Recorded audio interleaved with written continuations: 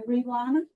It's 2 o'clock Eastern Time, and we can start our first webinar after the summer break. My name is Zuzana Bednarik, and I am a Research and Extension Specialist with the North Central Regional Center for Rural Development. And today's webinar is titled Housing and Food Security in the North Central Region, Evidence from the 2026 NCR-Stat Survey. Our presenter is Dr. Samuel Mendes, an assistant professor of rural sociology at Iowa State University, where his research examines how infrastructure, inequality, and community dynamics relate to resilience and opportunity in rural America. His work focuses on systems connected to housing, water, disaster preparedness, and digital access, as well as the social factors that shape access to developmental opportunities. Sam is also an NCR-CRD Fellow. Next slide, please.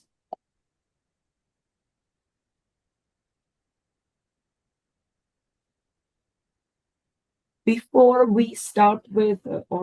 Sam starts with the presentation, I would like to invite you to our next webinar that will be on September 15, and will focus on building options, flexible housing curriculum for rural communities, and will be presented by the NCR-CRD Rural Housing Working Group.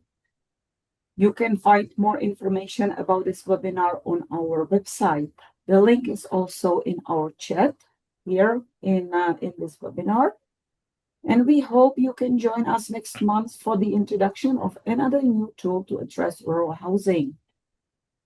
And before we begin today's presentation, I would like to remind you that this webinar is being recorded. And if you have questions along the way, please put them in the chat. We will have the presentation first and then have a Q&A.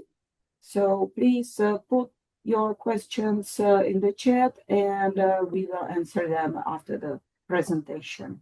And with that, Sam, the floor is yours. Awesome. Thank you for that introduction. And yeah, I'm really excited to get to talk to you all today about the newest addition to the NCR-Stat database with the Housing and Food Security Survey.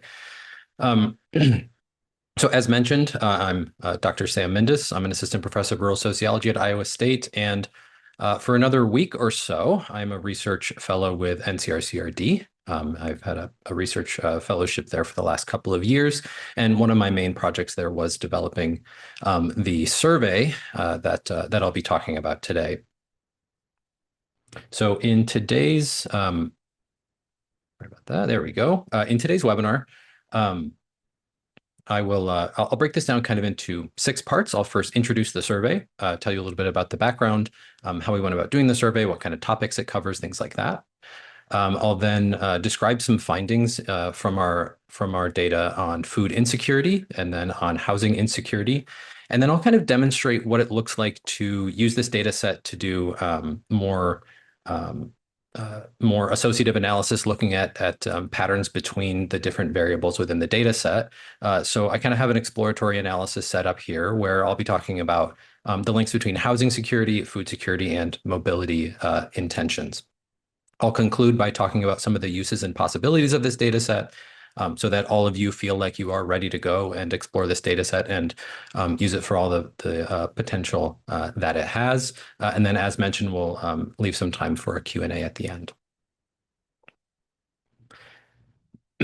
So this survey, it kind of came out of, well, let me first acknowledge everybody who was involved in it. So I developed the survey with the assistance of my now grad student, Samantha Mori. She was an undergraduate student working with me at the time. We developed this survey, and then Zuzana, who introduced me today, did some editing of the survey, got everything ready to go in Qualtrics, administered it, cleaned the data, did all of the work behind the scenes. So thank you so much, Zuzana, for your effort on this as well. 2 other contributors I want to mention today, Savannah Gratney and Sophie Owens. These are undergraduate students who worked with me in the spring semester once we got the data to do some of the preliminary analysis, and some of those things led to what I'm going to be presenting today. So we designed the survey for open access and to try to keep it as consistent as possible with other NCR-Stat surveys. So this is the fifth survey in that NCR-Stat database. So there's the two baseline surveys in 2022 and in 2024. And then we have the caregiving survey and the small business survey, and then the housing and food security survey is the third sort of topical survey that we've added to that database. So we asked a lot of the same questions, especially around demographics and some of the background, to keep it consistent with those other data sets. In terms of the scope, so we selected this topic, housing security and food security, because housing security was a topic of interest to NCR-CRD efforts. There's a lot of work that NCR-CRD is leading on understanding housing, such as that webinar, the next webinar that was mentioned at the beginning of this webinar. And then food security was identified as a clearly related topic, looking at those two vulnerabilities together. So having one data set where we can look at housing and food security collectively seemed like a really important contribution. At the same time, the USDA discontinued their housing food security reports in 2025. So we wanted to kind of fill in some of that gap here. So the total sample, the topics that we used covered household demographics and socioeconomics, a bunch of measures of housing security, such as cost, features, conditions, and safety, questions on food security, such as food insecurity behaviors, program participation, and use of food assistance programs.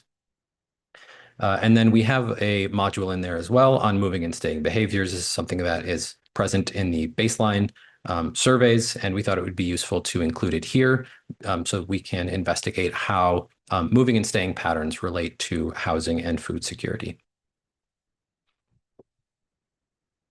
So this survey was launched in early 2026, and it was also concluded in early 2026, I think kind of ran from January to February as we watched those responses come in. It was conducted as a 15-minute online survey in Qualtrics. We used an online panel design to ensure robust subsamples across the 12 states in the region.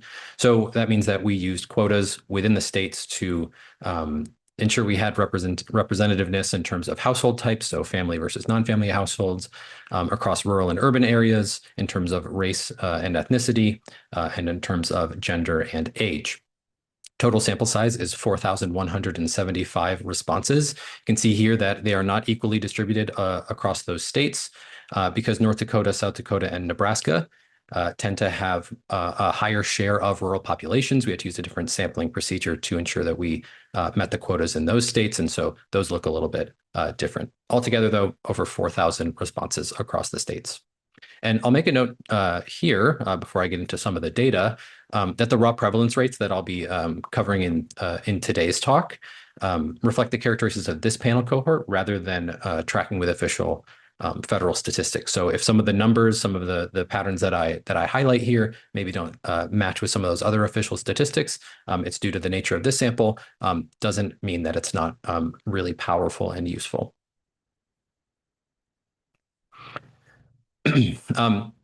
Very excited to say that this is fully available to download. So you can download the full data set from the Purdue University Research Repository. I encourage you to do so. I like to watch the download numbers go up over the last few months. I put together a bit.ly code, so bit.ly/NCR-Stat housing. Make sure you have the capitalization as I have it here so that you actually get to that website. There's also a QR code there, but also if you just Google NCR-Stat housing survey, this will be the first thing that comes up. When you find your way to that website, you'll see that there's a button to download the bundle. That bundle includes three really important things in it. It includes the survey data in Excel format. You can then, of course, upload that to whatever statistical software program you prefer to use, but it's fine to use it in Excel. It also includes the survey codebook, which is the documentation of every question that we asked, how we coded those things, what the order of all those questions were, how people were filtered or directed to respond to those questions. And then it also includes a document with the technical details. So how we collected our sample, how we filled those quotas, things of that nature. And to quickly show you all of the things that are in the survey, I'm not going to name every single thing on this list, but it's kind of broken down into 7 different parts. This survey is really useful. It covers a ton of different topics. So we have these quota questions that I mentioned covering things like household type, gender, race, and things of that nature. A bunch of questions on household demographics. Household size, the respondent's educational attainment, marital status, things of that nature. And then we also have a bank of questions on household income and employment. And then to measure our housing security, we have a section on housing costs and a section on housing features and safety. That housing costs section covers a few different things, such as renting versus owning, what the amount of an individual's rent and mortgage are per month, whether or not they pay their bills on time, things of that nature. And then we have the housing features and safety, covering some of the structural components of the household, such as the size of the household, what utilities they have there, and then their own ratings on the structural safety and the neighborhood safety of the home.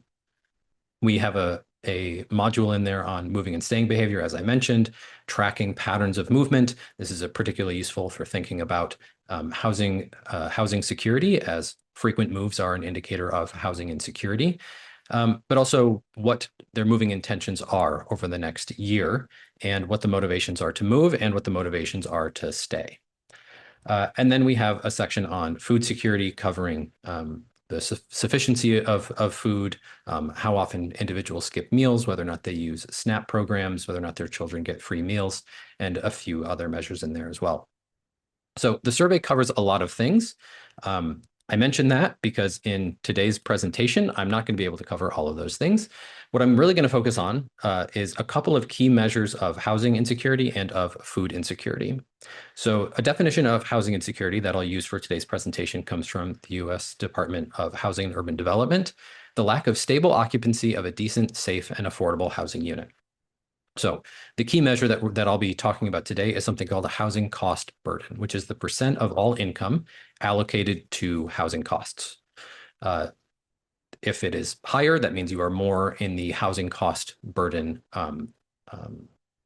category. If you spend at least 30%, if an individual spends at least 30% of their income on housing costs, that means that they are housing cost burden. Some of the other ways that you can measure housing insecurity from this data set include tracking missed, skipped, and delayed rent and mortgage payments, looking at people's eviction history, the frequency of their relocation, whether or not they share housing or if they're in overcrowded housing situations, whether or not they have inadequate housing conditions, and then if there are any neighborhood hazards, so some of the neighborhood safety components. To measure food insecurity, we're using the definition of household level economic and social conditions of limited or uncertain access to adequate food, and this comes from the USDA. The key measure that I'll be talking about today uses the USDA food security categories. We replicated their process for measuring food insecurity. So in this survey, we use the same 10-item questionnaire that the USDA has used in the past. So this is a series of 10 items that capture recent food insecure behaviors. So for each yes to one of those food insecure behaviors, such as skipping meals or not having enough food or running out of money to buy food, things of that sort, each one of those yeses counts toward the measure of being being less food secure. So if somebody says yes to 6 to 10 of those 10 items, they are in the very low food security category. 3 to 5 is low food security, 1 to 2 is marginal food security, and 0 is high food security. I'll talk a bit more about how those measures show up in this data set in a few minutes. Other ways that we can capture food insecurity with this data set: transportation and monetary barriers. So we ask questions about whether or not transportation is an issue in accessing food, whether or not money is an issue in accessing food. We also have questions around meal quality, meal sufficiency, and meal skipping. And then we have a series of questions about using food assistance, and we look at that from a few different sources, including federal and of community food assistance sources. So with that as our background, I'm going to next talk a bit about the findings on housing insecurity in this data set. So as a reminder, housing insecurity, the lack of stable occupancy of a decent, safe, and affordable housing unit. As I mentioned before, the main way that I'll talk about housing insecurity is through housing cost burden. So housing cost burden, it's that percent of monthly income allocated to housing. Here, we're specifically looking at rent and mortgage, since we didn't include questions about utilities, bills, what those amounts are, but other measures of housing cost burden include those other things as well. So some other patterns of measuring housing cost burden might be a little bit different, but still here we can see what this looks like across urban, suburban, and rural places. With this calculation, if an individual spends between 30 and 50% of their income on housing, they are considered cost burdened. If they spend more than 50% of their income on housing, they are considered severely cost burdened. With that, we can look at this chart, look at how housing cost burden presents itself in this data set across rural, suburban, and urban respondents. And we see that housing cost burden is highest in urban areas and it's lowest in rural areas. Urban cost burden rate is nearly double that of rural. Still, though, 9.3% of rural respondents are considered cost burdened, and 6.6% of rural respondents are severely cost burdened. So even if the rates are not as high as in suburban or in urban places, housing cost burden is a challenge across geographies. It's particularly useful to think of housing cost burden and how it shows up across income categories. So that's what I have here. So what this shows is the strong link between household income and housing cost burden. That is, of course, an expected relationship due to increased means. If an individual makes more money, they are less likely to be in that cost burdened group, because as income increases, it's not necessarily the case that housing costs increase at the same rate. So in the sample, we found that severe cost burden vanishes at 75,000 plus annual income. So you can see once the respondents are in the category of making over 75,000, no more of that severely cost burden category appears, and no cost burden exists among the 150,000 annual income earners in our sample. I can also look at that across rural and urban contexts and suburban contexts, just kind of see how well that pattern holds up, that relationship between income and cost burden. And with what this chart shows, broken down into 3 parts to separate out urban, suburban, and rural, is that the income cost burden link holds across geographies. So lower earners show high cost burden rates in all areas. So we can see that that same pattern shows up in urban, in suburban, and in rural, where individuals who make less money, who have lower annual incomes, are more frequently in the cost burden and severely cost burden categories. However, there's lower rates overall among rural respondents for all of those income groups. This is likely because there's lower absolute housing and land costs in rural areas. So even though cost burden shows up in all areas, the sort of baseline might be a little bit different in rural, suburban, and urban due to differences in the cost of housing and land, of course, key components of that housing cost burden calculation. I want to mention some of the other ways that we can look at housing insecurity. Maybe this sparks some interest for you and other things that you can look at. So of course, cost burden is a really useful measure, but it's very income-based. It doesn't capture some of the other ways that housing insecurity can appear. So here what I did was I pulled out from the data set some of these patterns across urban, suburban, and rural respondents from some of these other housing insecurity measures that are in the data set. So you can see that looking down this list or across this list, urban respondents have a higher prevalence of housing insecurity across all of these different measures in almost all cases. There's more housing insecurity among urban respondents. So eviction rates are higher among the urban respondents. Skipping mortgages are higher among urban respondents. Moving in with family and friends is higher. being concerned with structural safety of the home and needing and neighborhood safety is also more prevalent among the urban respondents. However, missing rent payments, those are more frequent among the rural respondents than they are among the suburban and the urban respondents. And then homes needing repairs for safety or for functionality show up at similar rates across the three different groups. So in all areas, there's significant presence of housing insecurity using multiple indicators. So even if we move beyond just looking at housing cost burden and look at these other ways of measuring housing insecurity, it shows up among our respondents across those different geographies. And what's most notable is where some of these challenges are. So structural safety or functionality of homes those are fairly prevalent among all respondents across different geographies. So over a third of individuals say that their homes need repairs for safety or for functionality. And then missing rent payments. Those numbers are high across geographies and significantly higher in rural than in urban and suburban areas. And what this means is housing insecurity is very complex, manifests in a lot of different ways. Trying to boil this down just to housing cost burden would miss some of these other ways that there's the physical component of housing insecurity as well that we need to make sure that we consider. So this data set, as I've mentioned, particularly useful because we can capture all of these other things as well. So I'll next talk a little bit about food insecurity and our measures of food insecurity in this data set. Reminder, food insecurity, definition we're using is household level economic and social conditions of limited or uncertain access to adequate food.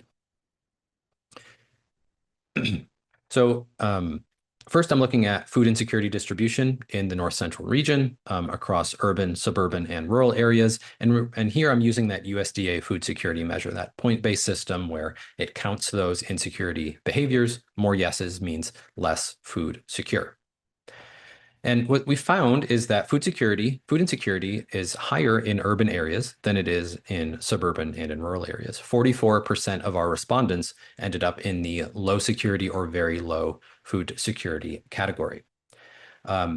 Meanwhile, 57% and 63% of rural and suburban respondents had high food security. And I'll note here, if you compare these numbers to some of the other things out there, these numbers seem high, right? These raw food security rates exceed some of the official statistics that you might see. And this is due to our sample and our weighting differences and some of the patterns in terms of who participated in this sample. So to give a comparison from the USDA ERS in 2024, they found that 13.7% of Americans were food insecure. So some of the nature of our sample might be capturing more of that food insecurity. But that's where it's particularly useful to look at how food insecurity relates to some of these other demographic factors and socioeconomic factors. So here I'm showing what food insecurity distribution looks like by income. And you can see there's a clear pattern between income and food insecurity. Those who have less annual earnings are more frequently in that low security or very low food security category. But that trend kind of levels out at about 100,000.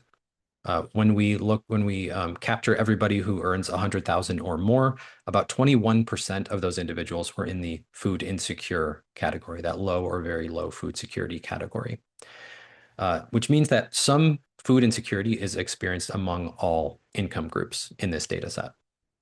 About 52% of households earning below 25,000 experience food insecurity, 37% of them face very low food security. These patterns are fairly expected. We would expect there to be the same kind of income gradient to food insecurity experiences as what we saw with housing insecurity. Here I've broken this down across rural, suburban, and urban respondents. So I've created a binary measure here. So instead of looking at the 4 different levels of food security, I've just broken it down to the 2 different levels where low and very low food security is considered food insecure. And what this shows is that food insecurity is widespread and income graded for rural and suburban areas. So the percent of respondents that are food insecure in rural areas is that green bar. You can see how that green bar gets smaller as we look up that income distribution. Same pattern tracks for suburban respondents. Food insecurity decreases as incomes go up. Where we saw that not to be the case was among the urban respondents. Urban respondents experience high food insecurity rates across income groups. The patterns were very different comparing rural to urban and suburban areas, or sorry, comparing urban to rural and suburban areas, and the rural and suburban patterns tended to align themselves. Thinking beyond this way of measuring food insecurity, I also have collected some of the data on our other food insecurity measures. So lots of different ways that we can capture food insecurity with this data set. And then to compare those again across urban, suburban, and rural places, you can see where some of those patterns emerge. So all food insecurity challenges are more prevalent among urban respondents. So across the board with all of these measures here, more frequently, urban respondents were indicating food insecure behaviors or conditions. So several rural food hardship rates are higher than suburban, such as the challenge of getting to places to purchase or receive food, or use of SNAP or food stamp benefits, and then as well as getting free meals and children receiving free meals. But nevertheless, the case is that across geographies, use of food assistance is high. 20% of our respondents in rural places use food stamps, 17% in suburban places, and nearly 36% in urban places. So though relatively higher among urban, there's still significant use by suburban and rural respondents, with SNAP being particularly notable. So having now covered a bit of what the data set can tell us about housing insecurity and about food insecurity, I'm now going to dive into this exploratory analysis to give a little bit of a demonstration of what more complex analyses can look like with this data. And so what I'll do here is do some linking of housing and food insecurity to each other, and then also looking at how those relate to mobility intentions, to moving and staying behaviors. So first, looking at housing cost burden and food security status and where those overlap. This chart on the right looks at the different cost burden categories: not cost burden, not housing cost burden, and severely housing cost burden. And it shows the food security status overlaid with that. And what it shows is that housing cost burden respondents show higher rates of food insecurity. So as you look to the right, as you read to the right in this chart, you'll see that the prevalence of low security and very low food security is higher than it is among that not burden group. That means there's this overlap of food and housing security. So these material hardships seem to co-occur among this sample. Housing affordability pressures can constrain those food budgets, and that might be what we're seeing happening here. Where this is particularly challenging is the potential implications of this hardship trade-off. So housing costs are generally fixed at the monthly level. Rents are set, mortgages are set. Food becomes that flexible expense. And so households have to compromise on food to prevent eviction or foreclosure. So having these two conditions overlap with each other can be particularly challenging for individuals, and highlights the importance of identifying where these things co-occur. And we can also look at where these vulnerabilities coexist across rural, suburban, and urban places. So in this, I've broken down urban, suburban, rural, and all, and the rates of housing cost burden, of food insecurity, and where individuals fell into both categories of being both housing cost burden and food insecure. The highest rates are experienced among urban individuals, both for being housing cost burden, for being food insecure, and for being both housing cost burden and food insecure. Possible implications here: those metro expenses can leave low-income urban households with a small financial safety margin. As I mentioned before, the dual pressures or the pressure of housing cost burden can leak into that food insecurity pressure and create the coexistence of those challenges. And so this is where intervention programs need to sort of need to be sure to capture both of those challenges coexisting, so targeting affordable housing and food assistance concurrently, because they're often not isolated problems. Next, I'm looking at where some of our other measures of housing insecurity overlap with food security. So here, what I've pulled out is our measure of housing conditions, specifically whether or not the respondent is concerned with the structural safety of their home, broken into 3 categories: yes, somewhat concerned, or not at all concerned. See a very dramatic gap between those not at all concerned and those somewhat or concerned about the structural safety of their home. Households reporting structural concerns report frequent food insecurity. 71% of those in our sample who are concerned about the structural safety of their home are food insecure, compared to just 23% of those not concerned about the structural safety of their home. 9.2% of food insecure rate, from another measure, 9.2% of the food insecure individuals in our sample rate their home as very or somewhat unsafe. So in terms of rating the safety of their home on a 5-point scale, nearly 10% of the food insecure individuals highlighted or reported that their house was unsafe to live in. So substandard housing quality can indicate multidimensional poverty. So this is where thinking about what some of these physical challenges, what some of the physical conditions of housing insecurity, where that can be identifiers of poverty, and where it's particularly important to think about where those might be leaking into and creating further problems, further challenges for individuals in terms of food insecurity. Lastly, I'll talk a little bit about moving intentions on the next few slides.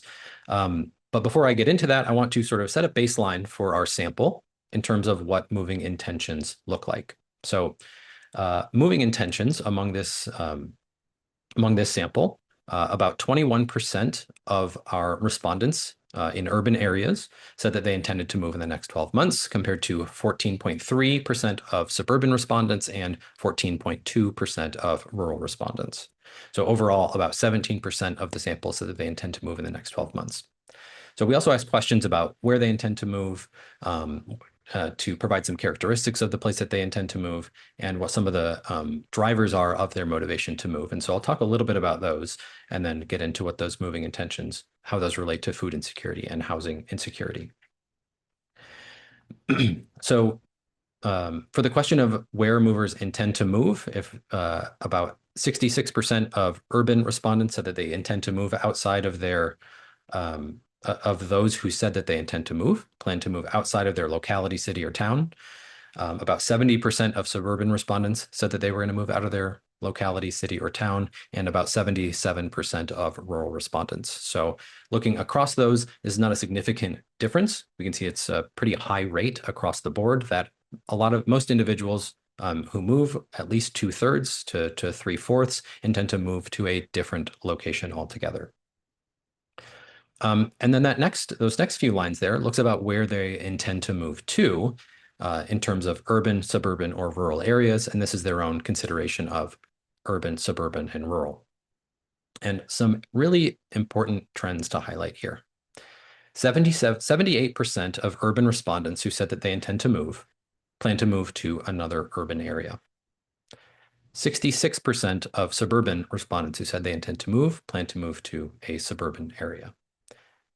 Meanwhile, just 53% of rural individuals who say that they intend to move plan to move to another rural area. About 26%, 27% of those rural respondents who said they intend to move are planning to move to an urban area, and about 21% to a suburban area.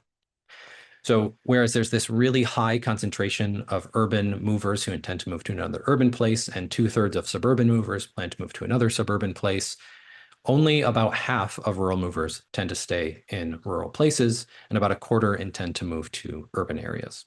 So this sort of tracks with a lot of the patterns that we see around individuals moving from rural areas to suburban and to urban areas. This data set is capturing a lot of those patterns, and would be really, really useful to see how some of these things, what some of these drivers are for those individuals from rural areas intending to move to suburban and urban areas, and what some of those patterns might be. So we also asked a series of questions about why they intend to move, what some of the motivations are, what some of the push factors are for their move. And so this is what's in those bottom 4 lines there. So about 15%, across the board, about 12% of individuals who said they intend to move reported that it was in part because of insufficient community amenities. Not a very significant difference across rural, suburban, and urban areas. A slightly higher percentage of those who said they intend to move from urban areas say that it's because of undesirable community characteristics than what we saw for suburban or rural respondents. Economic reasons was fairly similar across the board between 23 and 25%, and housing and home-related reasons also showed up around 25% of the time across the board. So not a lot of differentiation in terms of the economic reasons or the housing and home-related reasons, or in the insufficient community amenities. Where we see some of that difference show up is in undesirable community characteristics, but it's actually more frequently a consideration for urban movers than it is for suburban or rural. Some of the other measures that we have in the survey also capture things like whether or not it's a forced move or it's for family reasons or things of that nature. And those tend to be the family reasons in particular tend to be most frequently reported as the reason for the move. So next, to look at how moving intentions interact with with food insecurity. What we see here is that food insecure individuals express a higher explicit intention to relocate. So 30.1% of food insecure respondents say that they intend to move. This is overall if you capture all of that data there together. And this is compared to just about 12% of food secure individuals. So here you can see that those very low food secure individuals in the purple bars across rural, suburban, and urban places intend to move. The numbers are about 37% for suburban and 37% for urban and 31% for rural. And then we can also see with that low food security in green that about 20% across the board intend to move who are in that food security category. So that nutritional instability reflects that broader residential instability and distress. So we see very high rates here of individuals in those high food insecurity categories who intend to move. Food insecurity can be a strong push factor across the geographic areas. Other factors can be a piece of this, but here we can see a clear trend emerging between those. That co-occurrence tends to track with that population disruption. And then lastly, last bit of analysis I'll present today is looking at moving intentions and housing cost burden. So what we see here is severe cost burden can act as a driver of the intention to move. So similar to that previous chart, we can see that in suburban areas, 25% of the severely cost burden, and in urban, 24% of the severely cost burden intend to move. That number is a bit lower in rural areas, with 13% of the severely cost burden intending to move. So about 22% of all cost burden individuals intend to move in the next year from our sample. What we see here is that fewer rural severely cost burden respondents intend to move, likely because rural moves are unlikely to reduce housing costs. Housing costs in rural areas tend to be lower, so those facing cost burden in rural areas are likely not going to find a cheaper housing option by moving, whether to an urban, a suburban, or to another rural area. And here we can see that motivations for moving can be multifaceted. We can see how food security comes into this, how housing security comes into this, but also how those different motivating factors can be involved as well. And these, I think, can be particularly complicated when facing those structural hardships. So to wrap up before the Q&A, I want to talk a little bit about some of the possibilities of this data set for everybody in attendance today. Some ideas for what you might do when you go to download this data set, some of the things that you might explore, some of the gaps that you might be able to fill. So this NCR-Stat data set, it's not only a housing or food survey. It is a large, regionally comprehensive household well-being survey. I've talked a little bit today about what some of those measures are, but also there's a lot of things that I didn't get to today where we can link together some of these different patterns. So that means that we can, this data set allows us to reveal where vulnerabilities cluster demographically, socially, and intersect with other well-being indicators. It allows us to examine how housing and food security overlap. helps us to understand the patterns across rural, suburban, and urban areas. I presented quite a bit of that today. And then it also gives us a chance to assess assistance and to assess our programs in terms of their reach and their gaps. So where this is particularly useful might be for extension educators, for planners, for nonprofit organizations, for researchers.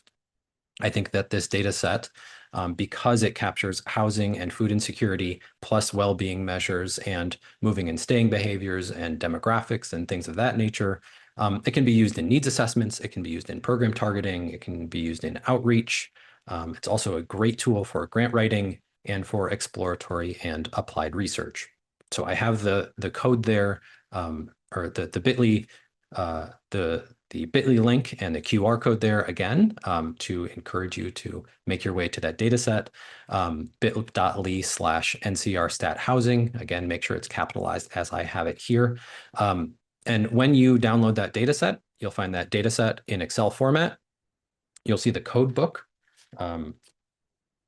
Looks like this. It's a long list of all of the questions in the survey, gives you very important details about how everything was coded, what the way the questions were worded, and that's where you can really learn about what the possibilities of this data set are. And then there's, of course, that technical documentation in there as well that I mentioned to ensure that you understand the surveying process and things like that. Before we get to the Q&A, I'm going to put this slide back up. I showed this at the beginning, but now that you've heard me talk about this data set and seen some of the possibilities, I just want to leave this up here for a minute to kind of give you a chance to see what's there, to see what's possible with this data set, to capture all the different things that it can measure.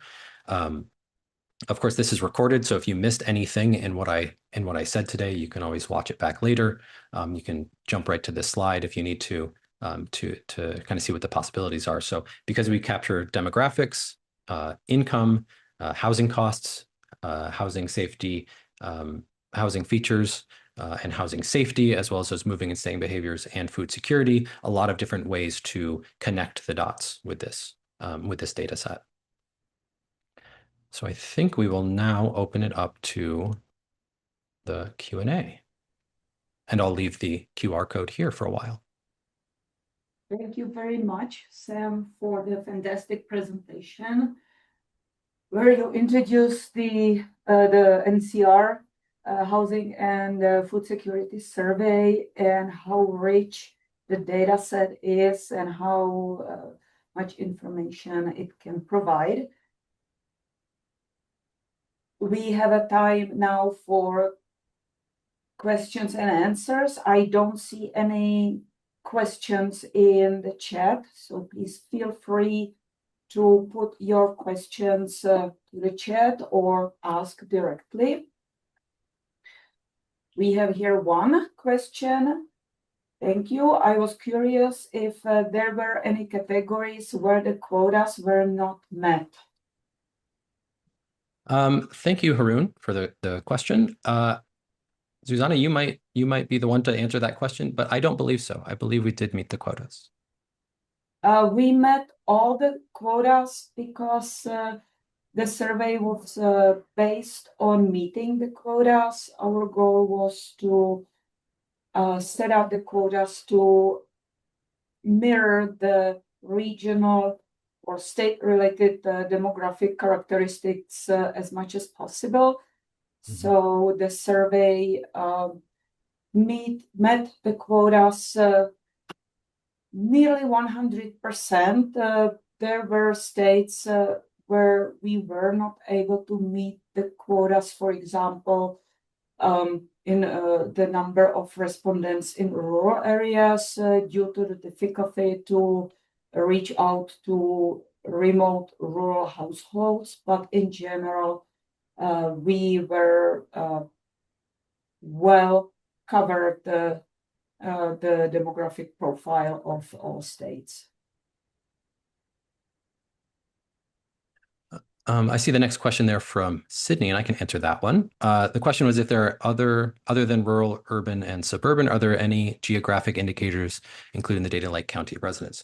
So county of residence was a question asked. That data, however, is and Zuzana might be able to answer this question as well, but that data is can be provided by special request. So we did not make that piece of the data publicly available to protect the anonymity and confidentiality of the respondents.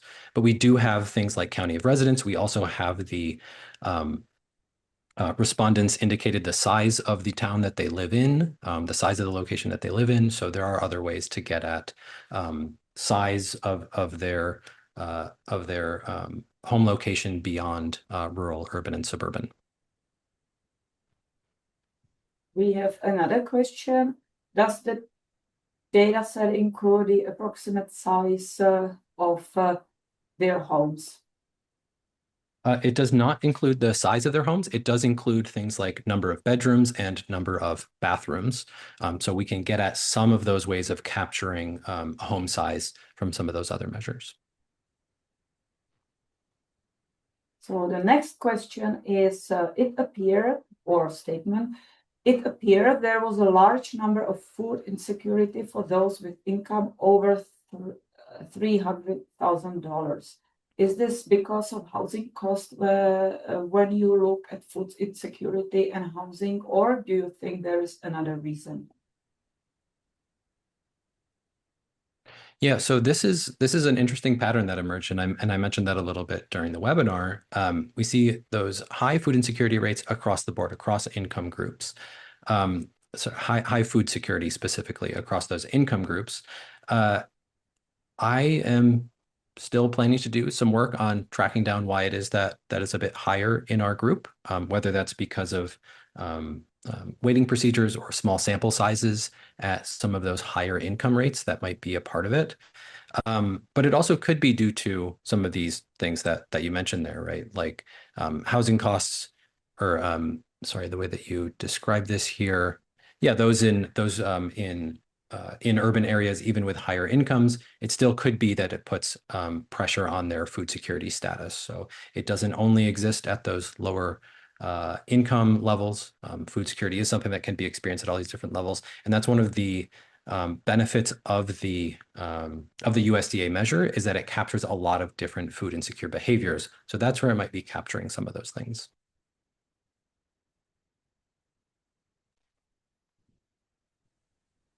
Any other questions or comments or concerns? How was this survey distributed? Seems like a very small sample size to cover 12 states of urban, suburban, and rural geographies.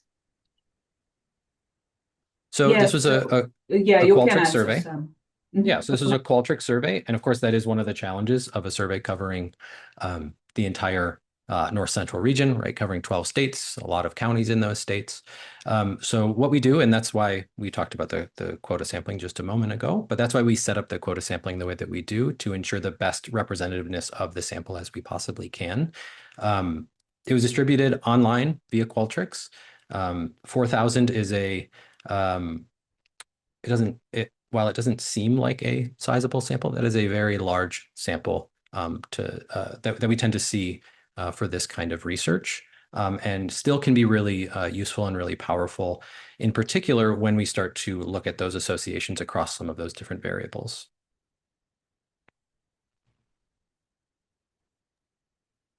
And I would just add that we also had a budget limitations. Of course, we would love to have much more respondents, but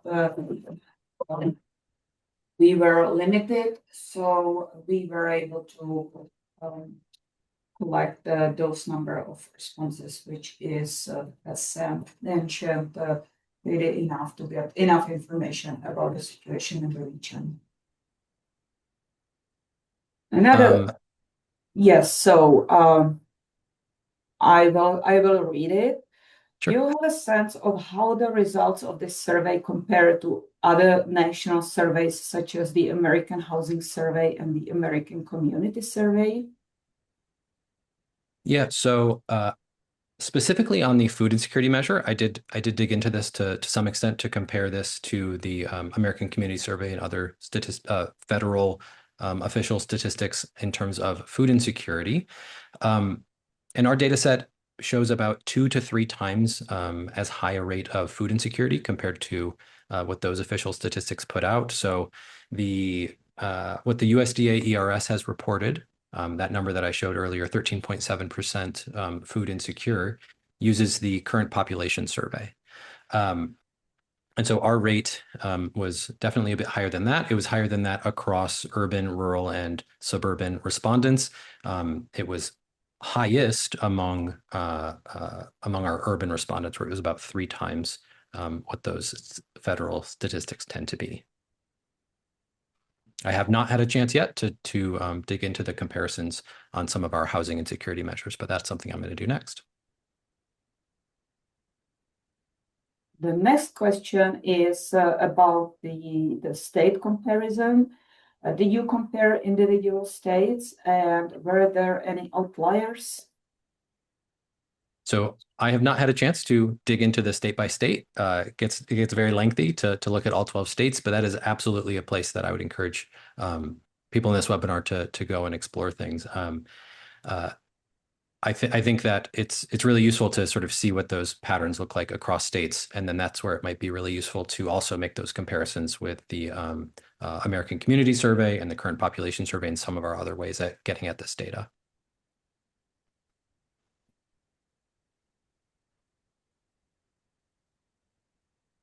Okay. Any other questions, comments, concerns?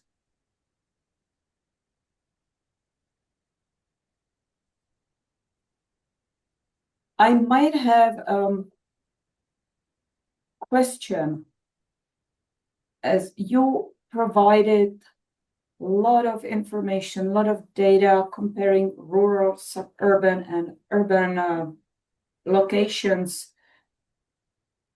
would you be able to, in few sentences, compare those 3 areas in terms of their housing conditions or housing situation and food insecurity?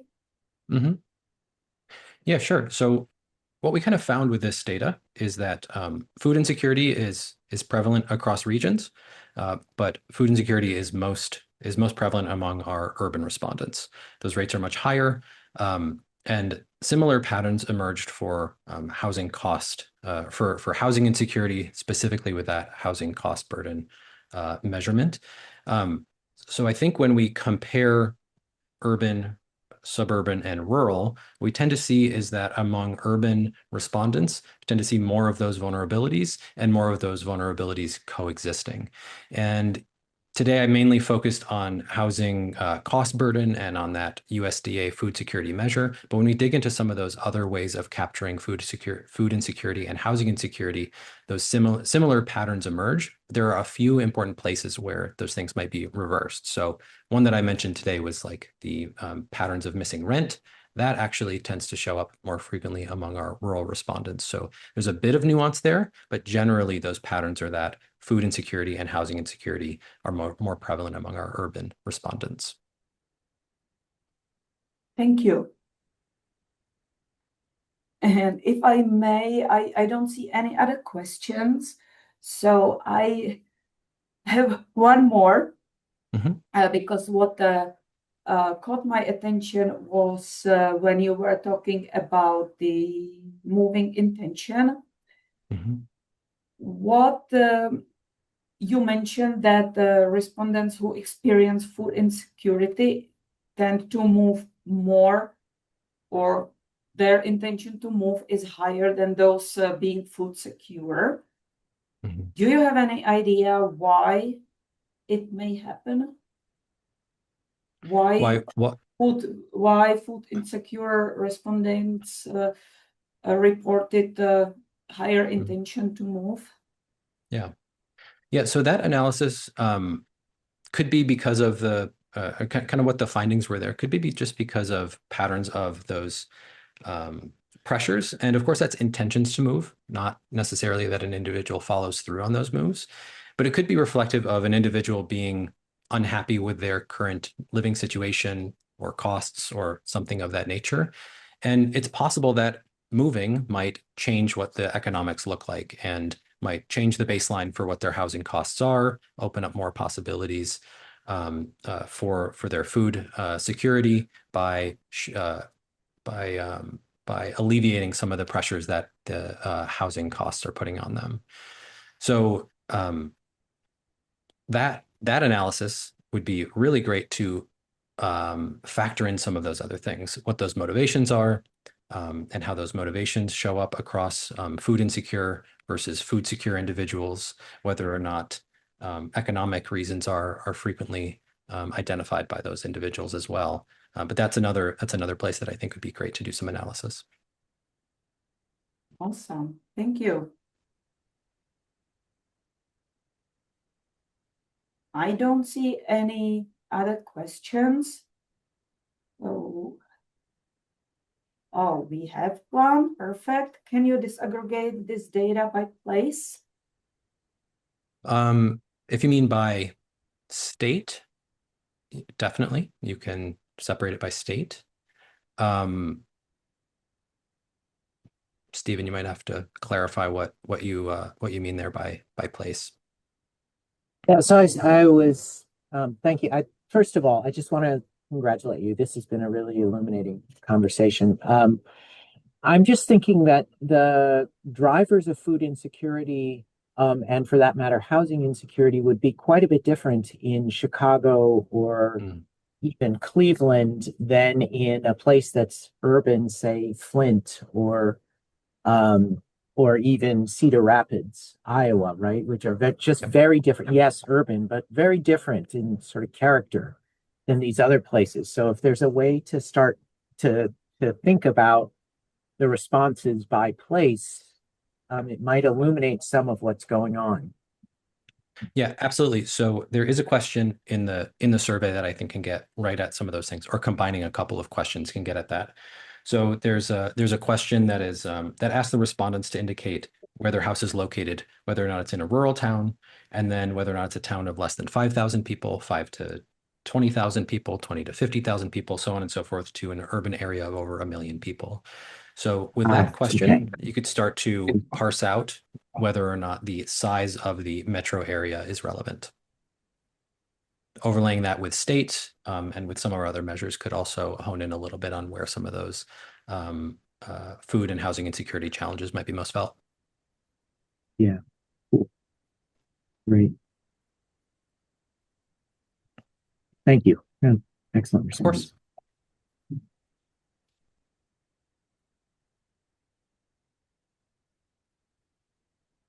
Okay.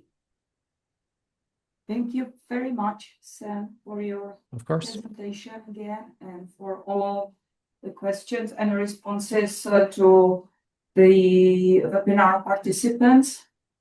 Thank you very much for attending today.